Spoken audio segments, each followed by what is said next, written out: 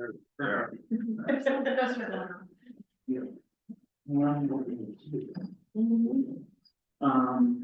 I guess in citizen forum, for you, Mark, we'll get you when we do the report from staffs. All right, hearing none for the guest and citizens forum, we'll move on to report from staff. Before I ask for city administrator Warwick to speak, I'll introduce them. So I'd just like to introduce everybody to our new city administrator, Dean Weiber. Dean has been spending the past few weeks getting situated and learning all the ins and outs of his position. He's new to city administration, so I ask that everybody kind of be mindful of that moving forward here. We're incredibly lucky to have Dean join the team. Dean has a lot of impressive supervisory experience, as well as a background in finance. For those who know Dean and have gotten the chance to meet with him over the past few weeks, you can tell that he's not only knowledgeable and hardworking, but also pleasant and personable, which I think is very important to us. So, thank you, Dean, for jumping on board. Do you have anything to add? I just want to say thanks for giving me the opportunity. I really look forward to working with each and every one of you, and if I haven't got anybody yet, I'm sure we will. And look forward to the opportunity. So, thank you. Thank you. Thank you, Dean. Moving on to Library Director Michelle Lammy, another new face. Thank you. Thank you. We celebrated National Library Week last week, and we had something going on each day. We had over 100 people visit the library, and our most popular event was the Jigsaw Puzzle Competition we had Wednesday evening, and we will be doing that again in the fall. Everybody had a really fun time, and the first puzzle done was under an hour, so it was 500-piece puzzle. Tomorrow we have Tuesday Creations at 11 a.m. and we are going to be making button bouquets. We are repurposing salt and pepper shakers and buttons.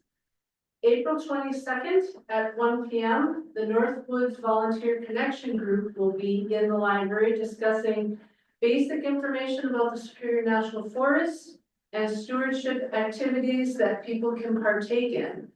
And in your packet, I provided the 2024 Public Library Annual Report highlighting the library services. I was wondering if anybody had any questions about those services.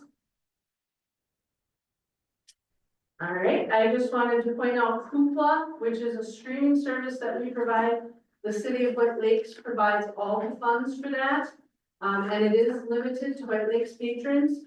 It's very popular. Last year, we had 1,632 items checked out. So it's a really great service. Thank you. All right, yeah, thank you. Sounds like you folks have been pretty busy, so thanks for all of that. Public Works Director Snetzinger. Yeah, last week on Thursday, we wrapped up main break number 5 for the year on the dirt sectional leaves. So apparently we're not out of the winter scene yet, but that went about as well as they can. We dug it in-house, took the better part of the day, but we got it done. Today we started our street sweeping, so you'll notice that'll be going around. People, please be mindful of parking on the street. If you notice the street sweepers come in, get your vehicles or trailers, etc., out of the way. We'll get those streets wrapped up here in the next couple of weeks, streets and parking lots, and then we'll get the sweeper back over to the city of Aurora. And then I'll just touch base since Bucky's not here tonight. Construction at the arena is going well. We have the underfloor heating system put in as of today. They wrapped that up. They're backfilling with sand. I would expect by tomorrow they'll be laying the foam down and starting on the cooling system. Is that in the arena or the ice plant? The floor of the arena. Okay. So all the concrete has been removed, everything old has been taken out. They dug down 14 inches. That's where they buried the underfloor heating system, which, like I say, was completed today. They're backfilling in sand as we speak. And then, yeah, they'll go ahead and put down the 4 inches of foam that go in between the two. Then they'll start putting the cooling system down that goes in the new floor surface of the arena. in the back, the building, is complete, the inside has been painted. And they're starting to install some of the mechanicals in that building as well. They were tying the tubing in together through the trench that connects the new building to the, existing building as well. If you notice, there's OSB on the exterior of the building now, where the entrance doors are, the doors are being put together and should be installed here within the next week or so. So arena project is on schedule. In fact, a lot of the contractors that are doing ours are working on Cloquet, Chisholm and Babbitt as well. And they said, at this moment, we're the only project that's on track. So that's a good thing to do. Did they sell off the use, the slab pieces they cut out like they did the last time, or were they just all on it? No, that was all the way. The last time they weren't sold, we removed them the last time in 10x10 squares and we stacked them outside. And as soon as everybody started seeing them, they wanted them. Oh, I saw them throughout the whole northern. Yeah, and then as soon as people parked the car with salt on it, they deteriorated and started calling us back saying, please come be here. I wanted no part of that this time. They were also removed with smaller equipment, so they were cut in 5-foot squares. And they were hauled away to a pickup and embarrassed where they'll be crushed. Good. All right, sounds busy. Thank you for that. Moving on to Public Utility Director Barrett. Other than the agenda items, Kenny already touched on water main break we had on weeds. So the last thing I have is our Allen wastewater plant. It's a main treatment chemical for phosphorus removal and it helps with settling. It's gonna see a price increase with the tariff war going on. So we're gonna get a shipment in just before the price increase comes in, May 1st, when that jacks up, so. And avoid that. Do you have any guess on how much of an increase? I guess. He was thinking about 10 cents a pound, and when you're getting 6,000 gallons, when you have about 30,000 pounds, that adds up quick. Right. All right, thanks for keeping us updated. Assistant Chief Ekman, do you have anything to add? Agenda items, but for 25 so far this year, year to date, 10 fire calls. Wildland season's coming, so. Beware of what you're burning. Generally. Thank you. Southeast Youth Sports Coordinator, Mark Root. I'm here mostly just talking about the lifeguard situation. I think Carl Langman he is signed up to take the lifeguard instructor course. Our former instructors, some issues we can't have him do those classes anymore. Each one of the municipalities that have the beaches all agreed to pay for Carl to go get licensed. So that's good. One thing I do have some questions regarding would be lifeguard pay for the summer. Last year we paid $15.50 an hour. It's been a few years where we're trying to get them more, so that way we can get lifeguards. We've been really short staffed the last several years now. We used to allow 15-year-olds to lifeguard. And then someone found a law or a stipulation somewhere and it stated that you can be 15 and lifeguard at a pool, but not a natural body of water. Since that stipulation was found, we've only been employing 16+-year-olds for lifeguarding. And what we see is the 15-year-old kids, they go get summer jobs elsewhere. And then to get them to leave that job, they maybe already feel comfortable, it's pretty difficult. So like I said, we've been short staffed. Each one of the beaches at the municipalities that I represent, they all do have a playground.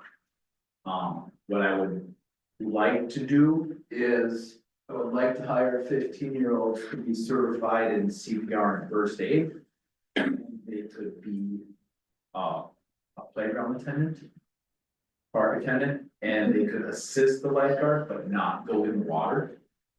So that way, if there was a water emergency or an emergency of any type, they can be the ones that are calling 911, they can help line that stuff up while the older person is kind of necessarily handling the emergency more so, especially if it's in the water. That would allow us to get that staff in at a younger age and hopefully retain them to get our numbers back up again. So that's pretty much that would be one thing that I need. You know, the city council or the cities to agree with. Just so they know, like, we're not a lifeguard, we never had these positions in the past. I have been by law and I talked with Jeff over there. And he is on board to do that, that way we can fully staff these beaches, With White Lakes, there is traffic down there quite a bit, where I'm not as hesitant to only staff one person. Like the town of White, you know, Twin Lakes is so far out there. If we have a younger female or even younger males out there by themselves, like I don't like having one person on by themselves. And it isn't, I don't really like doing it here either, just because you don't know how long it's gonna be before someone stops down there, if something right happen. They're teenage kids, they're dealing with adults at times, and if they're down there by themselves, they're easily intimidated. And they're less likely to be able to say something to someone. So I would really like to be able to staff those 15-year-olds. And that's gonna be a matter of whether you guys are in agreement with that or not. Obviously, I can't hire it, just do it on my own. And we would pay those 15-year-olds less money than we pay the lifeguards. The summer help for the city, I believe, is at like $16.51 an hour right now. You know, those kids, I understand that they're out in the sun, they're mowing, they're working hard too. But they're not licensed for anything, you know, these kids that do the lifeguard stuff, they have to take a class. They're certified in CPR, they're certified in first aid, they're certified in saving people's lives. Every time that they do, if they do have to go in the water to save someone, they're putting their life in the line.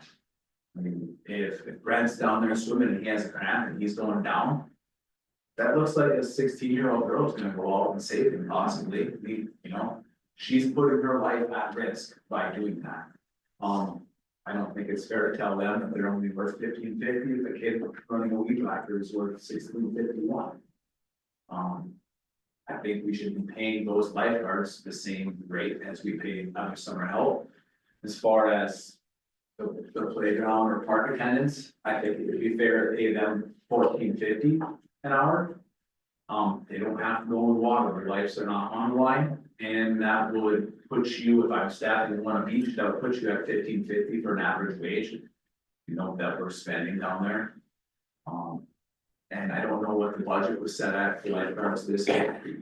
If it was set similar to years in the past, I think that was around 10,000. I don't know if that's changed, Becky kind of said it there. And I wasn't really sure where it was set after that. That looks like about 560 hours. If we could push that to 60 hours or 600 hours, we could staff 5 days a week, 6-hour days. We could staff for 10 total weeks, which would be 4 weeks in June, 4 weeks in July, 2 weeks in August. Which typically runs those kids into fall sports, and they kind of all peter off anyways. That's only 5 days a week. We're not staffing Saturdays and Sundays now. Or I could try to only staff the weekend days, but then you have less kids that want to do that work. So those are a few of the options that I have out there. It's quick, it's fast, but the last several years we've done Monday through Friday. And that was about the only way I could get those kids to come in and work, because they were finding jobs elsewhere that were Monday through Friday jobs. I can give you guys updates on, right now we have spring soccer running, there's 119 kids involved in that. It's on Saturdays at school, 9:30 AM, 3:15 PM. Last Saturday was our first one. T-ball, coach pitch minors, majors, Babe Ruth, 8U, 10U, 12U, 14 and 18U softballs and baseball. Registration was all open, it's all closed now. We will not have enough kids to run a Babe Ruth program this year, which has been kind of up and down through all the years. Kids, they're fishing, they're camping, they're doing all that stuff with their families. At that age, we typically see a drastic drop in involvement. We won't have a Legion team again this year, it's the same thing. We got a lot of stuff going on. We more than likely will not have an 18 or 14U softball program. Those programs were non-existent, 3 years ago. We brought them back and I've been able to bring them back. Have a team last year, no 14U, but all the years prior we did. We'll have an 8U, a 10U, and a 12U team. We'll have possibly 3 minors teams, 1 majors team, 3 coach pitch, 3 T-ball. I don't know what that number total adds up to. I haven't added. As far as T-ball coach pitch, I'm hoping that we can run those 2 levels here. Like on our fields. Just because when you get to minors and majors, those fields that we have here are so big, the chances of those kids ever hitting a home run is just non-existent. So when we play on fields that are more applicable to their age and their size, it makes the game a little more exciting. The city by Waback and the township of White have both they've built in mounds on their fields now. The town of White has fixed fences, they got a new scoreboard, so they've been putting money into those fields for strictly youth usage. So I'd like to continue to push like those majors and minors programs there, and for T-ball and coach pitch, it doesn't matter if the fences are 300 feet away or if they're 120. And the base paths work better for T-ball and coach pitch.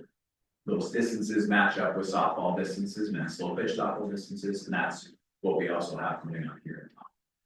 So it's a good match. If anybody has any questions? I do. Go I ahead. apologize to you because it's nothing you were expecting to be asked. But a couple of weeks ago, we discussed here in the council, the monies that the city pays out to the school district for the recreation program. Yep. And as it turned out, just 2 days before the meeting, I was asked by some people in town if there was any way they could get an accounting of the money that they pay for fees when their children join the individual sports, of where that is spent. I talked to Mr. Russell, superintendent. Burgess, I'm sorry, yeah. Anyway, he sent me a couple of emails. Yep. And they were both basically 3 lines on the emails. Okay. Very vague and indistinct. The folks I would talk to would like to see something a little bit more delineated as to what that money is being spent. I understand there's things that the kids are getting that they never got when we were kids, but still, it'd be nice to see a line item accounting of whether it's jerseys or equipment or this or that for the individual sports that are out there. I can tell you, like, right now, the average cost for a hat is $15 when we order them. The average cost of a jersey is about $35. Last year, we spent $3,000 on baseballs and softballs. So. Right, a baseball will run you about $5 right now. Well, it's wild and crazy, and that's buying in bulk. A case of baseballs for like Cal Ripken age, or if we were to go to Babe Ruth uses a high school ball. A case meaning 12, they don't come in 24, costs $90 for 12 baseballs. We just bought balls for Cammy and I are booster. High school baseball balls this year went up to 125 a dozen. Yeah. We buy a dozen. I bought Wilson's and Intense, and I found whenever I order any equipment, what I end up doing is we buy a lot of stuff through BSN, which has been a provider for the school for years, right? So I'll tell them, this is what I'm looking for, they'll send me a quote. What I do when I receive that quote is I go online on Amazon and I go line item by line item. And I search for the cheapest possible prices that I can find. I screenshot every single one of them and send it back to BSN. I say, look, I can get this all at, Dick's, I can go here, I can go here, I can go here, and I can get them all for this price. I prefer place one order and have you guys ship it to me. Now, all these places would ship to the school for me, but I'd have to place 12 different orders, right? They'll always match. Every single time they match, but I specifically go through and I look for the cheapest prices for everything. I appreciate that, I do. But what I'm wondering, is there any way at all possible that something can be put together for these people so they can see where the money goes, that they pay in for the fees? There may have been some talk about people in baseball paying fees and then soccer not having enough and the money being absconded and gone to another line item for some other sport or something. And I'm just wondering, like I said, I got 2-3 line emails. Yeah. And it's not really a complete explanation of what they had asked for and what I passed the message on. And I'm just wondering if there's some way of finding that information out. I mean, like I said, I can give you a price per jersey, per hat, I can show you what a price is per case of ball, and that's where that money is going. Now, if you know, when it comes to soccer, it's cheaper because we don't have as much overhead. Basketball is So not, you don't have a list of the gear that. not the per individual line sports item, every single one. have? No. Okay, Now, what I do have is I have an ongoing sheet that shows me what I've gotten received for funds, like rec fees. All the way through since I can go back 2 or 3 years, and it will show. Well, how much money was spent at BSN, it was on, you know, balls, it was on jerseys, it was on hats, it was on this, it was on that, now. That is there, now am I gonna publish a 400 line item sheet for these people to see, you know, each sport is gonna be different. yeah, When it comes down to kids that play Babe Ruth, the jersey is slightly more expensive. Cause adult size. Umps last year, umps and referees, you know, some of that stuff does get grouped together in line items, If you bring in umps for Babe Ruth games, it's looking like $75 per game, right? And that's times 2, because you gotta have 2 umps in the field. Majors games, you know, I'm paying the kids $35 a game. To ref or for those games, so all that stuff is added in there. Baseball is vastly more expensive than almost everything else, because when it comes down to basketball, I get some assistance from our high school programs where the kids come ref. When we do hosts, I pay 1 adult and then I have a kid ref, so I save money on that, so sometimes they're wondering why baseball costs $75 and basketball was only 55. You know, when we have 12 home games for baseball and it costs $70 for umps for those games, for each game, you know, 70 times 12 is almost $900. So that's where it comes down. I mean, I could give them a slight breakdown, but like exactly down to the dollar is almost, you know. Right, there's just so many variables in it, but that's where it is. I did have, last year, someone asked me, you know, you collected $600 for a T-ball team, where did that money go? I said, well, a hat is $12, a jersey is $35, that's $47, you know, I collected $50 per kid. I haven't bought a baseball yet. per one of the questions, then. Is money from one sport taken, from fees and paid out for another sport at all? It's all goes into a slush fund. Pardon? It all goes into one account, yes. So if there's extra left over from baseball, it is gonna help fund, let's say basketball. More than likely, what ends up happening last year, Babe Ruth ran at a deficit of almost $750. Because we have 10 kids sign up, and half the team, but it costs $500 to put them in the tournament at the end of the year as part of the league.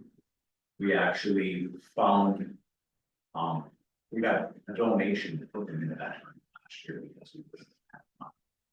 The fees are vastly lower. Right now, Rockridge charges $150 for a kid to play minors or majors. And you buy your own bat and you buy your own helmet. We pay $75, we provide helmets, we provide bats. So in all reality, like our fees are remarkably low. And what the kids get from the fees, you know, is the same as what every other community around us is getting as well. When you say you provide elements and bats, the school keeps those then? Well, the school does not own bats, it's in my program, so Yeah. I have all that stuff in a storage room, every year we hand out, you know, here's your bag, here's your bag, here's your bag. But But the they're school makes the purchase when we buy new bats, or, for a short amount of time, I had a group of parents that were willing to donate their time. And they ran concessions for a little bit, and they did some fundraisers, they purchased bats, catchers gear, some helmets, all that stuff, but then those essentially 6 ladies did everything, people weren't doing concession stand shifts, they weren't helping out. So those people were running everything and running concessions at 3 different sites. 4 days a week. And they said, we're done. No one wants to help. So they ended up last year bought a significant amount of bats and stuff with the extra money they had left over, and they let their 501c3 disperse. They dispersed it and they don't, so they're no longer here. And that was a group that was raising several $1,000s a year to help keep these programs afloat and keep fees as low as $75. So it's a challenge every year, just to come up with enough money to put these kids through their programs. Luckily we played for the league that we're in, an anti-league. You know, we have one person from each community sits on a board, I sit on that board. And that league, we don't pay a fee to play in that league, like a lot of other leagues do, where you can purchase your own insurance and pay all that stuff. We don't do that, we just pay for an end of the year tournament in that league. Babe Ruth is a different story, it's more expensive. But, we're definitely doing as much as we can to keep those fees as low as possible. I was saying like soccer is $40. Soccer helps float some of the other programs essentially, because I don't have to pay for reps, I don't have to buy new balls every year. The t-shirts they get are cheaper. So essentially, how some people pay higher taxes in this town than others. That is what ends up happening with, you know, some of these sports, like the extra money that some people are paying in help float the others, but I still try to tie it to what they're receiving for it, like. In baseball, you're getting more stuff when you sign up, you get the hats, nicer jerseys, all those things. And you're getting more of a service, you know. T-ball, we don't have umps, so I don't have to pay for umps from T-ball, so they're helping keep the rest of the baseball programs afloat. By not having to pay for those things. Their balls last longer, they don't use them, they don't get much out, so we can use those more often than the other balls do.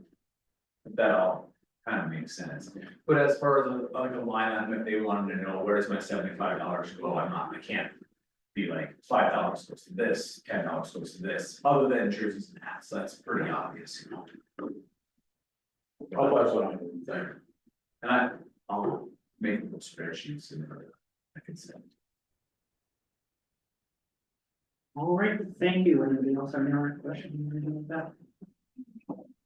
Moving on to city attorney Lewis. I will report here. All right, thank you. Moving on to reports from elected officials, Councilor Grant. Yeah, last week I attended the Brownsfield conference at the Amtrak Event Center, which is just property that generally is privately owned in a town or city. And it's whether it's an abandoned property or just underused, there's funds you can get to try to help that owner fix up the property. I know a few years back, we got one of these grants for the Bowles School. That owner wasn't willing to work with us, so we transferred that money over to the shopping center. That owner was not willing to work with those funds either. It's always matching funds and they just didn't have them at the time. But we got some good contacts and information, so if we ever want to get those grants and funding, have some information on that. And then I've been talking to Miriam Caro at the Tourism Bureau. She's doing the Hello Range marketing, which they host a lot of events at the library here and in other cities around the range. So we're working with her on some marketing things. I didn't want to join that committee, but it seems that I've been helping her, so I'm kind of on the Hello Range committee working on that stuff as well. That's it. Perfect, thank you. Did you hear if like the county was gonna do anything with the Bowles School and the Brownsfield funds or? I have not heard anything about that. They weren't there giving a presentation or anything on that, but they were sending it out for bids for demo, and that's the last I've heard. Perfect. All right, well, thanks for going to that. Councilor Jarvis? About the only thing I got is that Jill and I attended the East Range PD Public Safety Board meeting tonight. And they are looking for a new police officer right now. The new one they had hired did not pass the post test. And so they're putting the ads on again to go through the whole process. To hire a new officer, Tim, as everybody knows, is gone. Retired. Retired, yes, Yes. not deceased. No, he's still sucking air and taking air, so, which is a good thing for him. The department is still busy, Tiffany said, still making a lot of arrests and a lot of activities. And she said Tim's retirement parties, both in Aurora and Wiggins, went very well, and so it was a good thing. Will Cagle was there also from Aurora, and they talked about Jordan moving up in a chief position. His pay and benefits will need to be negotiated and then brought back to the board for approval. So that's about all I have. Perfect. Thank you, Counselor Ekman. Well, at the public safety board meeting, I asked about Tim's truck, because someone said, why are there no decals on it? But Jordan, I guess, is getting it re-decaled, so he'll still be using it. And that's about it. Thank you. And then for me, we just had our first garden club meeting last Tuesday. That went well. I think we had a pretty good turnout. But always still looking for more people and people to help out. So if you're at all interested, there's always next month. So that's it from me. What's that? Oh, geez. Counselor Matheson, sorry about that. That's fine, just something really quick, last week, met with a couple members, including some people here, for just some, information about something in the language of the Tri-City ambulance agreement, that's gonna be getting looked into, they're working on it, and, we can expect to see that at one of the next meetings here to approve some language changes, so. Other than that, I don't have anything else. All right, thank you. Sorry for skipping over you. All right, moving on to old business, nothing there, so moving right into new business. 11.1, arts and crafts program.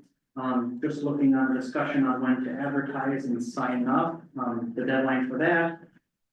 It's like last year, there was some concerns, for the advertising and sign up being too close to the start date of the program in June, just making it a tight timeline, for the instructor to find projects, purchase supplies, things like that.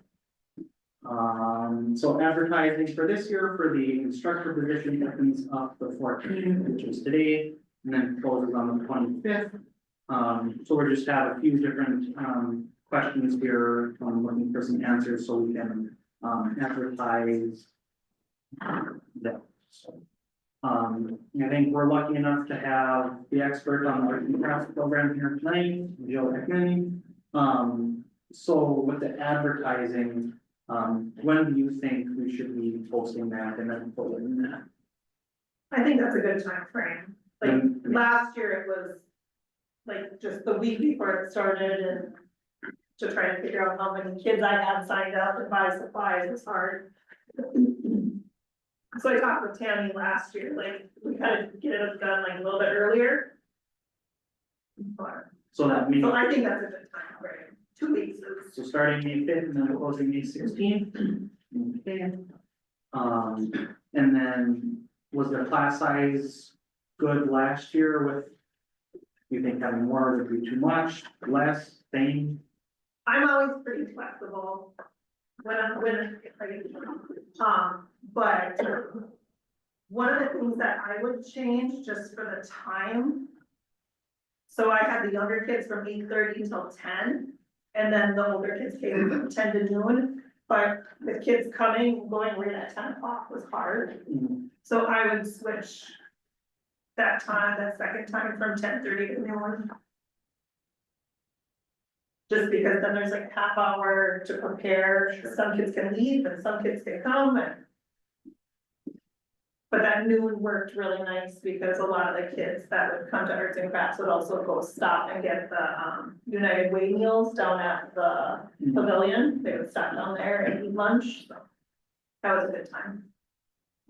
So about 25, but there's some flexibility there, keeping it, 8:30 to 10, and for the 4 to 8-year-old group, and then around 20, give or take, for the 10:30 batch. To noon for the 9 and 12-year-old group. So we'll make a change there, so instead of 10 to noon, 10:30 to noon, or do we want to push that 10:30 to 12:30 to keep the? I think 10:30 to noon is fine. An hour and a half is a long time to do our projects. Right, yeah. Oh.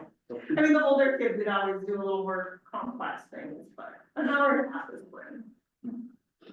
So keeping it 10:30, but keeping it noon.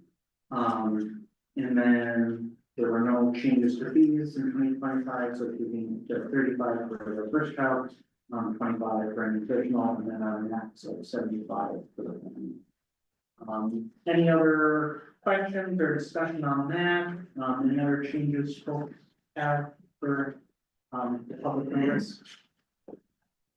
All right, hearing none, I'll take a motion to approve those changes to posting for the arts and crafts program for the summertime. So, we have a motion from Councilor Jarvis, is there anybody second to support that? I'll second. We have a second from Councilor Matheson, all those in favor? Aye. Any opposed? Hearing none, motion carried with those changes. Moving on to 11.2, mosquito control contract with DNV Environmental Services. So yeah, they had reached out to the city, within the past couple of months. Sent us their contract. Doesn't sound like there's any changes regarding pricing with that.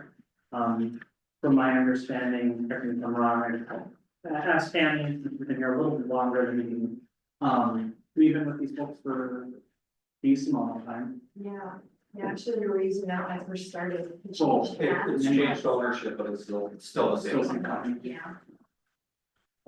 So we've been working with these folks for a long time, and then there's no changes to the pricing since last year, so. Any other, discussions or questions regarding, the contract with DNV Environmental Services? Hearing none, I will take a motion, to approve, the contract, with those folks and then authorize, city administrator to sign for that. Make that motion. We have a motion from Councilor Grams. Anybody that would like to second or support that? I'll second. We have a second from Councilor Hickman. All those in favor? Aye. Any opposed? Hearing none, motion carried. Moving on to 11.3, but it's arena improvements. Change order number 2. Kenny, did you talk with Bucky about this when you touched base with him? Well, I have, I was on vacation the week that this took place, when they had already removed the floor from the arena. But when they pulled up the boards, a section down by the Zamboni room, about 3 feet wide by maybe 40 feet long, the concrete was really deteriorated in that spot, there's photos of it. So they need to get that done prior to the work they are doing now. With the heating system and then covering the floor. So it's kind of a emergency change order, if you will. Bucky was here at the time, he spoke to Wade. And Wade, who was still on payroll, authorized the change for them to go ahead. And cut it out, form it, it's all in rebar ready to pour. So that, right now, the engineer didn't provide any costs with this change order, from my understanding. They shot from the hip on, it may cost 10 or 11 grand. Now we found out that repair is going to be significantly less than that, which is a good thing. But they don't, from my understanding, it's one of those things where we might just be paying time and materials to get this fixed. And that number should be significantly less than what they projected at the time of requesting for an emergency change. So. They went ahead, gave them the green light to do the work that week. And now the work has been done. The concrete hasn't been poured. I think once they get all those invoices, we'll see the detailed amount. And With any project of any size, there's always contingency monies rolled into the project for unforeseen circumstances like this. And generally, it's, you know, a large sum, it's like 5% of the total cost of the project. When you're dealing with millions of dollars, there's more than enough to deal with little couple $1,000 things like this, so shouldn't be a problem. So did Wade approve both those items on that change order? Yeah, the first one you guys had discussed earlier in the vestibule, Oh, so we knew that was happening, and then the second part was that section. The second part of the dashboards, I get, but, this first one, was that from when the compressors were spec'd to a different size? correct. So we had to pay for that. That was something that was my understanding that once they were spec'd out, the engineer put them in there, the city paid for it and agreed to buy that. Then he came back after the fact and said that those compressors, No, this has nothing to do with the compressors, this has to do with the transformer in that building and where it is located. okay, It needed to be moved. so it didn't have to be moved because of the compressor size being larger? No, correct. The problem with the compressor size, the compressors were actually being built. And we found out after the fact that they were built larger than the doorway going into the building. Yeah, I So understand. they're gonna have to cut that doorway bigger. We've been told that we will pay nothing for that. That's the way it should be. We talked about that here, right? Yeah, yeah, this is something different. This transformer needed to be relocated, to a vestibule area. It's being placed overhead and some extra structural steel needs to be added to the walls to reinforce it due to the weight of it. They weren't aware that it was as heavy as it was for the area that is going to be mounted. So some different structural steel bracing is required. That's what the first part of this change order is. Yeah, as far as the compressors go, no, we aren't getting anything That's for a that, good thing. for that mistake. That was something that. Yep. The city of White Lake should not have been. No, and I haven't had all that. Okay, thank you. Yep, Yes, thank you to speaking on something that's not exactly within your area of review well. Since it was already approved by, Recreation Director, why do we want to make any sort of motion to? So many, there were final numbers to even make motion on, so. So potentially if they do provide us with final numbers, then we can do something with that, but. Yeah, it's like it says here that they're gonna provide them for the 428 agenda. Okay, perfect. All right, so that's just a point of discussion, so we'll move on to 11.4. Go ask Rob, City of White Lake's website posting, since Tammy's here, do you mind speaking a little bit to that? It's not at all, I don't know if anybody remembers, mid-March, the website went down for the weekend, and not that that's a huge deal, but it was an annoyance. So we found out kind of a long way that the company currently hosting our website has over 3,000 other websites that are hosting on it. And the gentleman who created our website, which is Rob Uritek, was the last Rob, he is willing to host our site, and he doesn't have that many companies on there. He feels that having that many other websites hosted actually opens you up to problems, whether it is hacking or any of that kind of stuff, instability. I have noticed the last couple months that when I try to upload like agendas or any kind of documents, it takes me 3 or 4 times before it actually happens. At first I thought it was just an internet issue, but I think it's the hosting. It's not as steady anymore.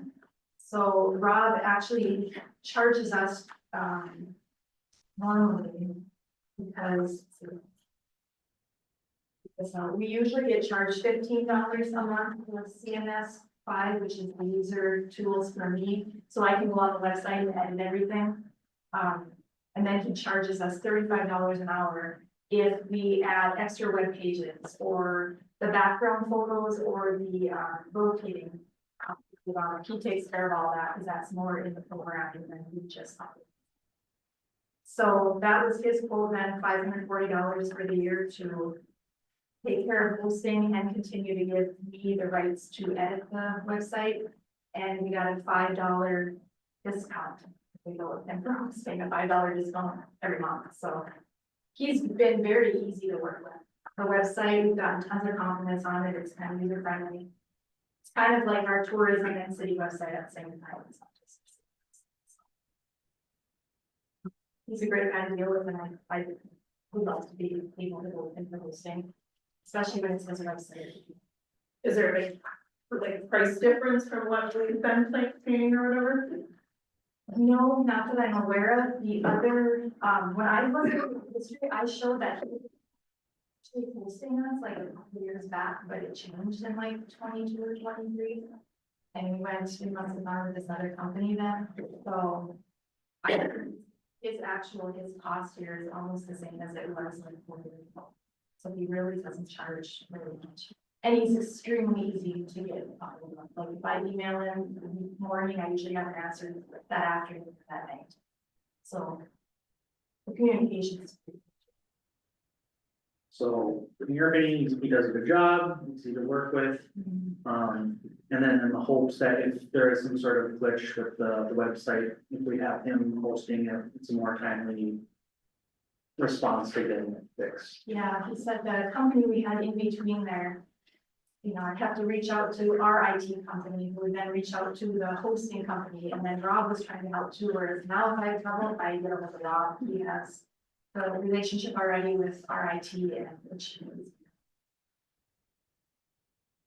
Sounds good. Thanks for speaking to that. Anybody else have any comments or questions regarding, the hosting of the Hills website?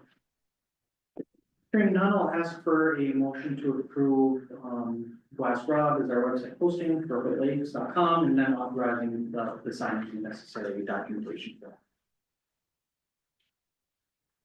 I'll make a motion. Motion from Counselor Ekman. Anybody that would like to support or second that? I'll second. We have a second from Counselor Grant. All those in favor? Aye. Any opposed? Hearing none, motion carried. Moving on to 11.5, pay request number 7 from Max Bay Construction in the amount of $94,733.12 for the Lakes Valley from the Recreation Center.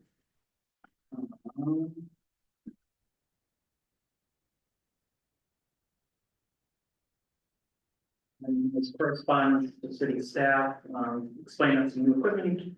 The ice making system is starting to be delivered to the site for installation in the refrigeration building. That will quickly turn into the primary focus here now that the concrete floor is report. Also removal for replacement of the concrete floor in the arena has begun this month. And that looked like that was here in April. Overall project percentage is now increased to 22%.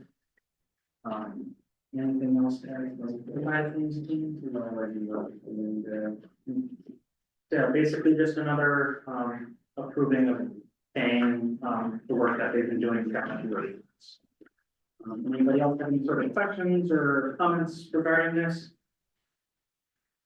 Hearing none, I'll ask for a motion to approve the pay request from Max Gray. Name of $94,733.12 for the Lakes Wellness and Recreation Center. I'll make a motion. Motion from Counselor Matheson. Anybody that'd like to second or support that?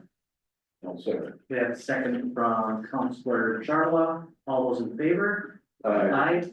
Any opposed? Hearing none, motion carried. Moving on to 11.6, operator vacancy on the Public Works Department.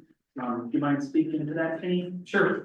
Since you guys are aware, Bucky Peterson, who was at the Public Works Department for about 4 years, bid on Wade's vacancy on his retirement, so now I am short a equipment operator at Public Works. We plan on replacing that job in its capacity, don't plan on making any changes. I feel we're staffed at the right number, down at City Bridge. You know, we ran on more, we ran on less, but, it's Generally speaking, we having four guys down there, 3 operators and 1 operator slash mechanic. Allows me to have guys work in pairs. Generally on most jobs, so. I recommend replacing that agency. Then the job description looks good to you. Yeah, I reviewed it today. Good. And so kind of, I'm talking with staff days, so posting this for, 7 days internally, just for kind of the union guarding and things related to that. But then also making the addition to, if nobody applies internally, just going, or approving tonight that you would just, go on external for it, just for, so you don't have to wait for the next. Correct.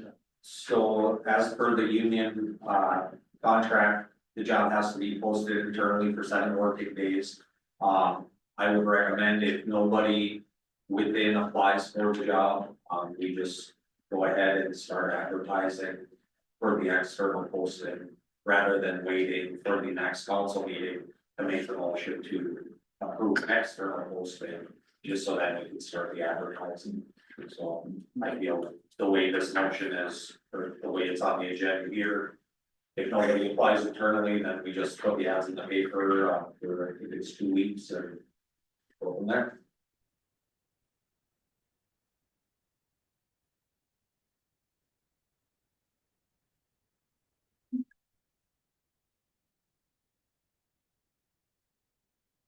Alright, anybody else have any other sort of questions or comments regarding this? So I'll ask for a motion to approve the posting internally, for the heavy equipment operator vacancy in the public works department, per, the contract, union contract negotiating. So making sure we follow that, and then if nobody applies, within that 7-day period, and then, posting it externally, without us having to kind of need to discuss that. So we have a motion from Councilor Jarvala. Anybody that would like to second or support that? Support. We have a support from Councilor Grant. All those in favor?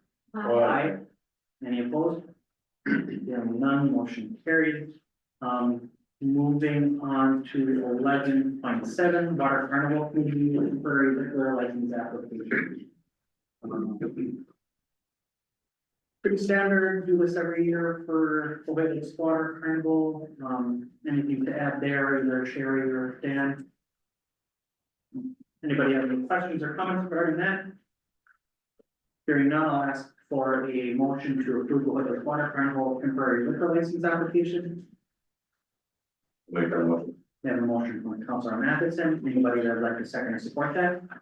I'll second. We have a second from Councilor Ekman. All those in favor? Aye.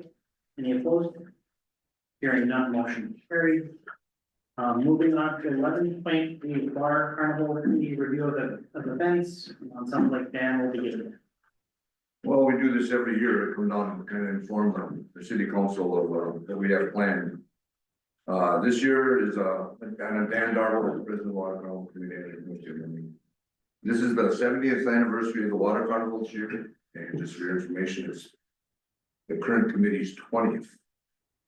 So we've been doing it 20 years already, our committee. We've been planning for the 70th for dang near almost 2 years without many meetings over that period of time. In fact, I'm probably a little biased, but this is probably going to be the biggest and the best water carnival that's ever been here in town. To back that up a little bit, our budget is, believe it or not, over $175,000 just this year. We've never spent money like this before, but we think we can do it. Some of the things that I want to point out that affect the city is we'll have a special fireworks and a drone show planned this year, and it's going to be incredible. The one big change is the fireworks won't be shot behind the 3 ball fields anymore. It's going to be done at the beach parking lot. And for many reasons, which I'll get into here. The parade's being planned. And then, of course, our big obstacle with the city is, the road construction that's being planned this summer. So if it's not complete, we think it's going to get completed, but you know how it goes. If it's not completed, we do have backup plans. We'll either use Andover or Suffolk And we've been meeting with, Kenny and, Jordan all along. And that decision is probably not gonna be made, Sherry, till probably, 3 weeks before. But we'll just have to see, because if we don't have Kenny Memorial, naturally, we're not gonna have a parade on Kenny Memorial, plus it also affects pretty much everything in town, so, we'll just have to keep our fingers crossed that that road construction is gonna go off without a hitch. That's probably gonna impact, a lot of the town, which is parking and all that too, so I said, we're working on it, and, we meet quite often, see where we're gonna be. With the major bands we've hired, that we booked this year, we expect to draw a lot of people, and by what I mean by a lot of people is, we're actually projecting on Saturday, we maybe have 2,000 to 5,000 more people than we've ever had before. Which means 1,500 to 2,000 parking spots. Well, we work with Tim Suler, Kenny, Steve Schring a lot, and we've got a plan for parking. Absolutely, we've actually hired Celebrate Aurora, who takes care of their 4th of July parade, that committee over there. They're gonna take care of our parking in town for us. From across the Catholic Church, next to the Food Dollar, all around the 3 ball fields, and even the go-kart track and whatever, we've been able to identify 1,500 to 2,000 parking spots if needed. And of course, there'll be signs, people to park in, all that kind of stuff, and that's where we're working with Kenny and Jordan on that, and we think we've got a pretty good plan. Still not all put together yet, but it's close. The beer garden area this year will be configured a little bit different. The stage will be at a little bit different angle, kind of more toward the lake. And that's to ensure that we have enough patron or guests to watch that big show Saturday night. Which means food vendors that are normally where they've been will they'll be in a different area. Which electricity problems and all that kind of stuff, but we're all on top of that, and so that's some of the things I think that are different. We're proud that we're not raising any rates for citizens. The citizens in town can still purchase a wristband for $10 through Friday. So as soon as we get them on sale, all the way till Friday. Anything after Friday night will cost $20. The reason we're doing that is to raise money for some of the excess costs we're doing, and it's all out of towners coming in for that big concert, so it doesn't affect the citizens really. So we're pretty proud that we're not raising prices on that. Lots of things are planned, there's too many to mention here, some new, some old. Again, what I do is I come here every year and ask the council for in-kind services. We've never ever asked for money from the council, we've always did it on our own. But the in-kind services such as police, safety, public works, bathrooms, ambulance, fire truck services, all that kind of stuff, all helps us be successful. And we couldn't do it without the in-kind services of the city. Naturally. And that's all I had. Again, we just like to have the in-kind services. And Kenny or Jordan are integral part this year, planning with all the construction and all the changes and stuff, so but they've been aboard with us every meeting, so they know what's going on. You got any questions? Hey, Bill, sounds like you folks are gonna be pretty busy this summer, so yeah, thank you for taking on all the, yeah. Yeah, thank you.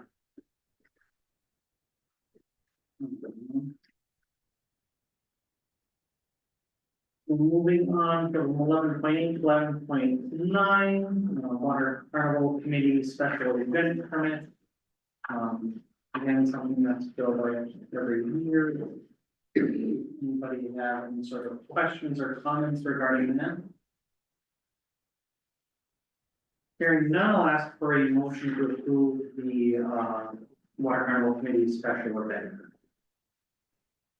I'll make a motion. We have a motion from Councilor Ekman. Anybody that'd like to support or second that? I will. Councilor Matheson seconds that. All those in favor? Aye. Any opposed? Hearing none, motion carried. Moving on to 11.10, fire department general gear quote for $10,451. From Jefferson Fire and Safety. Budgeted $10,000 for this year, and the remainder will be paid, from monies left from the Minnesota Powertrain. Anything to add to that, Keith? No, we're gonna have to run for a grant, so. Figured it would be their time to use it.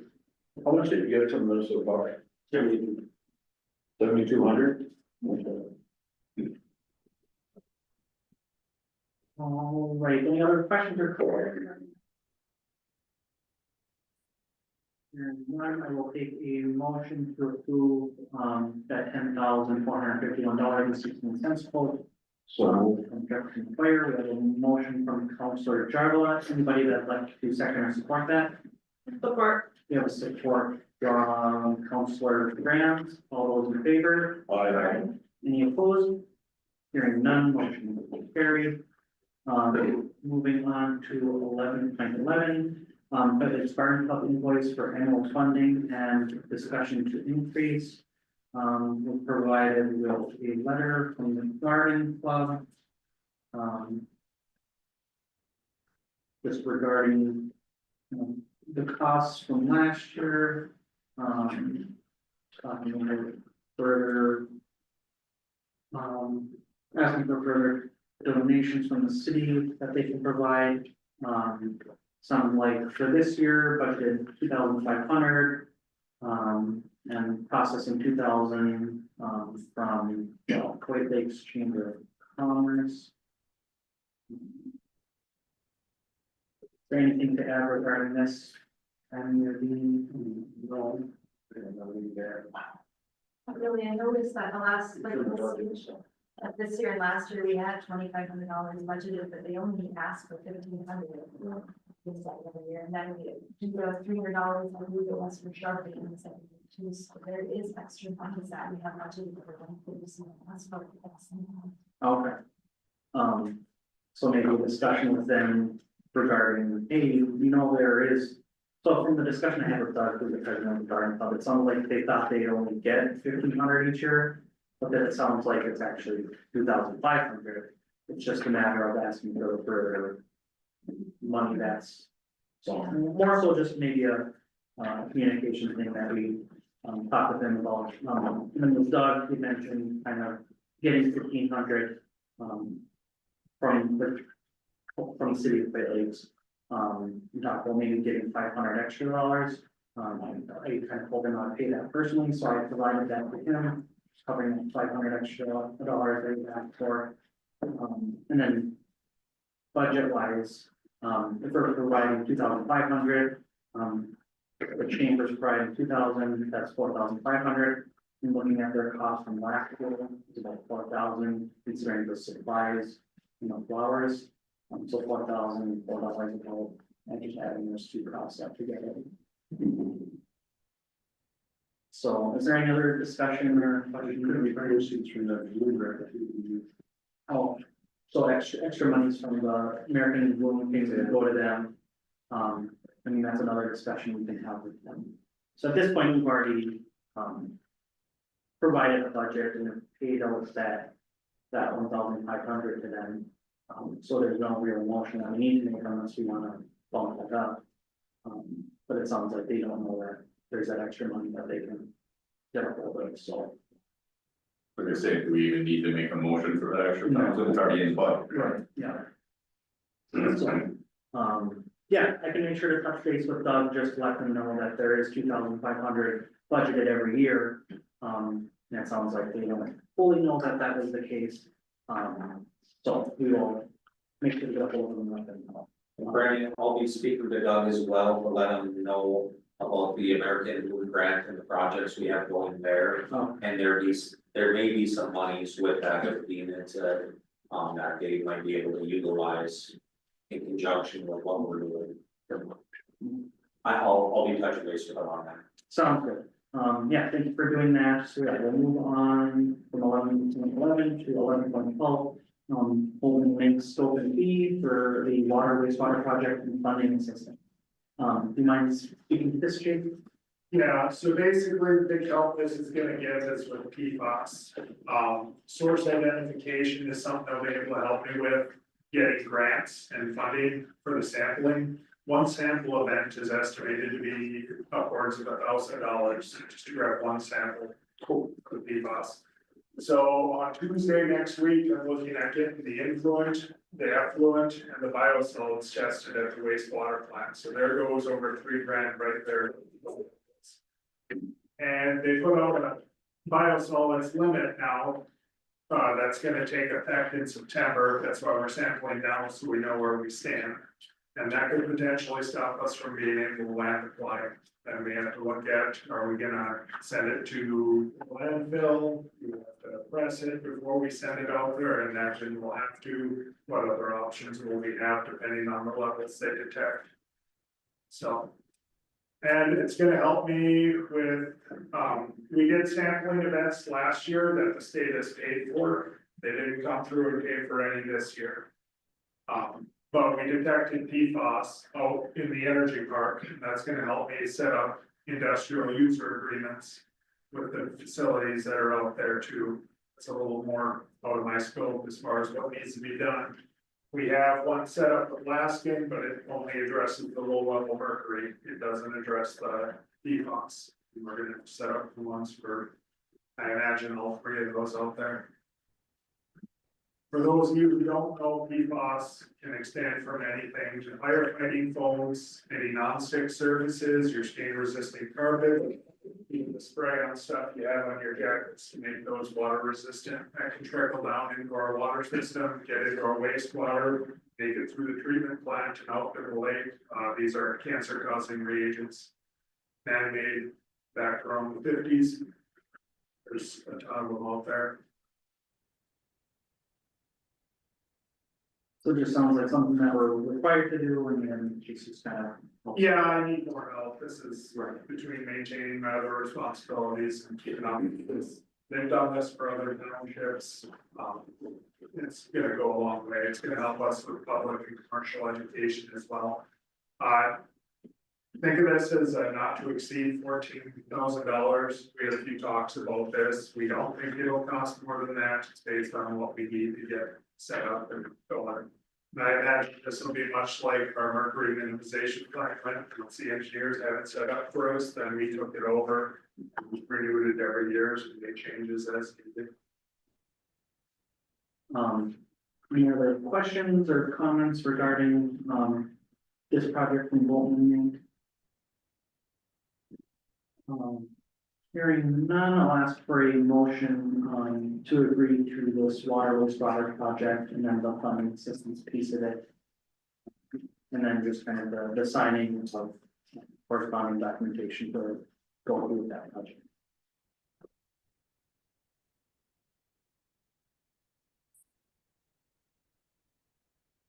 Sounds like it's something that we need to do, so if we need help finding funding for this, I would make a motion to approve this agreement. I'll second. All right, we have a motion from Councilor Graham, second from Councilor Jarvala. All those in favor? Aye. Any opposed?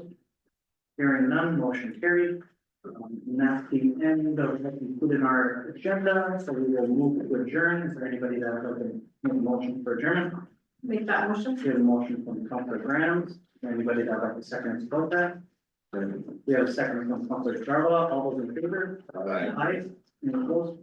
Hearing none, motion carried. Thank you.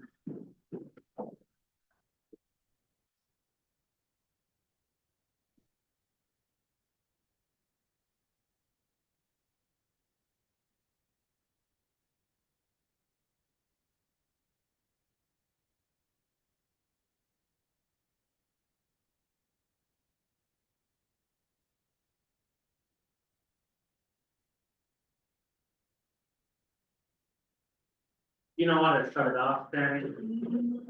They're gonna find out. Find out. Yeah.